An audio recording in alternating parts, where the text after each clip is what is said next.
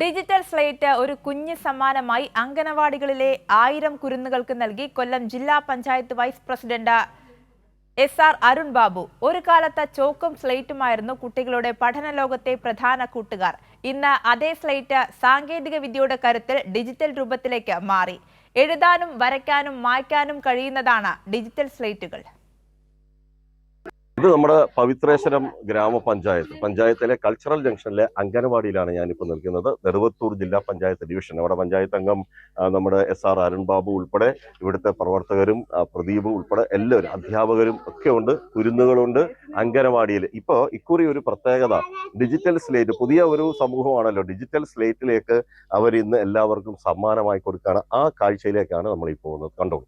രാവിലെ പറന്നു വന്നു മുറ്റത്തന്നു വീണു, പറന്നു വീണ സാധനം ഞാൻ ഓടിച്ചെന്നെടുത്തോ, തുറന്നു നോക്കി കാഴ്ചകൾ പല വിധത്തിലുണ്ട്, ആർത്തിയോടെ അച്ഛനത് ഓടി വന്നു വാങ്ങി, ചറപറന്ന് വായിച്ചൊരു സാധനത്തിൻ പേര് പറഞ്ഞിടാമോ കൂട്ടരെ, പറഞ്ഞിടാമോ കൂട്ടരെ.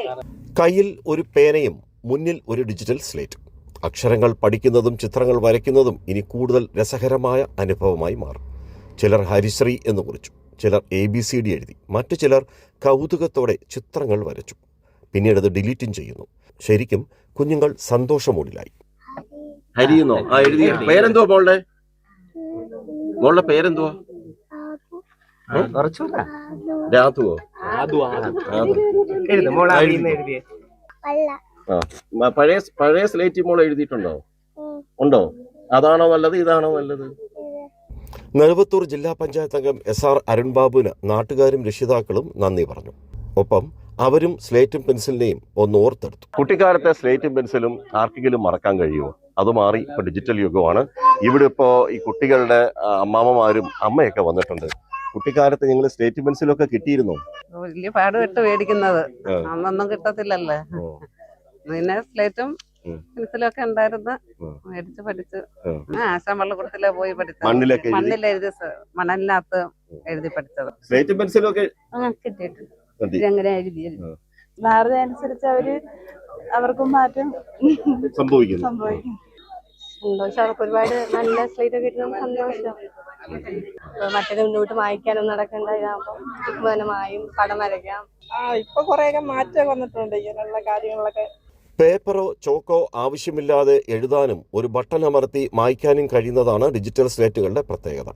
അക്ഷരങ്ങൾ പരിശീലിക്കാനും കണക്കുകൾ ചെയ്യാനും ചിത്രരചന കഴിവുകൾ വളർത്താനുമെല്ലാം കുട്ടികൾ ഈ ഉപകരണം ഉപയോഗിക്കുന്നു. പരിസ്ഥിതി സൗഹൃദം എന്ന പ്രത്യേകതയും ഡിജിറ്റൽ സ്ലേറ്റുകൾക്കുണ്ട്.